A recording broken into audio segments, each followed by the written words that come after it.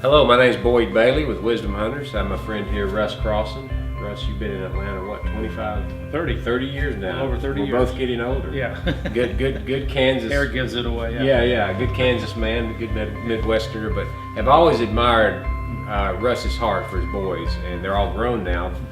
Two oldest married, the youngest was still in college. Okay. But there's actually 3 points we wanted to cover today about raising sons.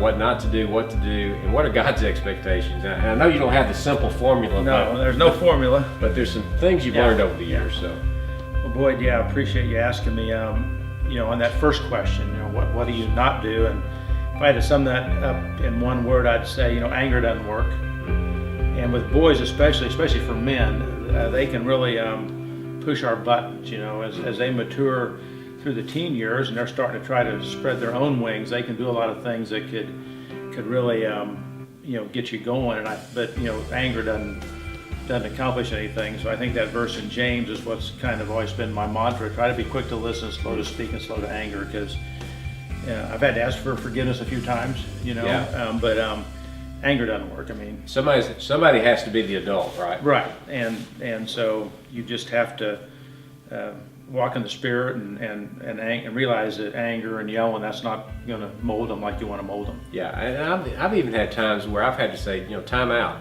We're both mad right now. Yeah. And tomorrow we will reconvene and talk about this. Yeah. So, that doesn't work. Right. So what are some things that do work? Well, as the more I've thought about that, and I appreciate you asking me that, the one word, you can't over encourage. The fact is, I've got a little quote here I really like. It says that the finest gift you can give anyone is encouragement, yet almost no one gets the encouragement they need to grow to their full potential. If everyone received the encouragement they need to grow, the genius in most everyone would blossom, and the world would produce abundance beyond the wildest dreams. We would have more than one Einstein, Edison, Schweitzer, Mother Teresa, Dr. Salk, and other great minds in a century. So, that'd be the one word. We have to communicate to them that they can do it and we believe in them. And the interesting thing is they're all going to be different, and they're going to be different than us. And sometimes that difference, we think somehow if they're different than us especially, sometimes we think somehow that's a reflection on us, but we just have to encourage their different bents. So really being a student of each child, of your sons in your case, and really understanding what motivates them, how to encourage them. Yeah. What are some examples? I mean, well, for example, I grew up playing basketball and team sports. My oldest son was into kind of the extreme sports, paintball and things like that. And I didn't encourage that as much as I should have. And I kind of realized going through high school that I needed to really embrace what he was interested in and communicate an encouraging spirit to him. And, it took me a little while to learn that. And that's why I can share it with folks now that don't, figure out what their bents are and start encouraging them, and it probably will be different than yours, and that's what makes it hard, especially for a dad. Yes, you mentioned your oldest. I always laughed with our oldest. I always said, "I'm sorry, honey, but we're practicing on you. We haven't, and you feel like you do better on the others because you learn from your mistakes." Well, I'm going down to a rugby match tomorrow for my third son because I'm trying to embrace that and encourage that, because that's what he's interested in, and I didn't do as good a job with my first son. But encouragement, if I could say one thing, communicate to them that you believe in them and they can do it, whatever that is that they're interested in. Well, I love that because I've always believed, everyday life kind of sucks the courage out of our lives, our children, our spouses, and to be able to encourage or give courage. I couldn't agree more. So we've talked about what not to do. Let's don't resort to temper and anger, and that really doesn't accomplish. It doesn't work. Maybe in the short term, but even then, it harms and bruises relationship. And then what to do is, let's encourage. Let's spend a ton of time encouraging. And can't over encourage. So lastly, Russ, what are kind of the Lord's expectations around this? Well, that's a really good question. I think with boys especially, God gives them the responsibility to be the heads of their family, to be the leader, the protector, and the provider, if you want to sum it up in those 3 words.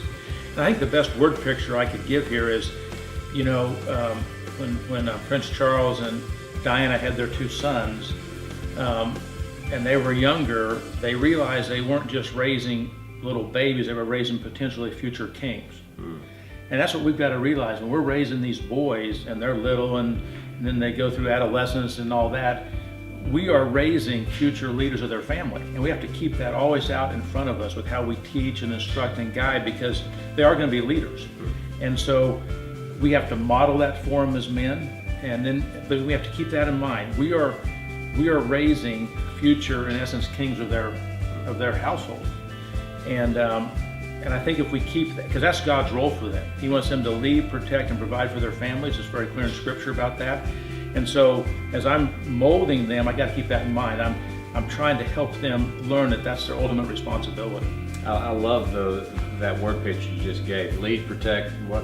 And provide. And provide. That is absolutely right. And God has that bigger picture, doesn't he? He's thinking of legacy. He's thinking of the next generation and helping them be the spiritual leader. Because a lot of times we don't feel equipped to do that. Well, but the biggest thing we can do is try to model that. So if we provide and protect and lead our spouses, and they're going to pick up on that. But I think, when you're going through the mundane, when they're little, of trying to break their will and discipline them, and then go through the teen years, which always has its challenges, we got to always keep in mind that one day they're going to lead their family.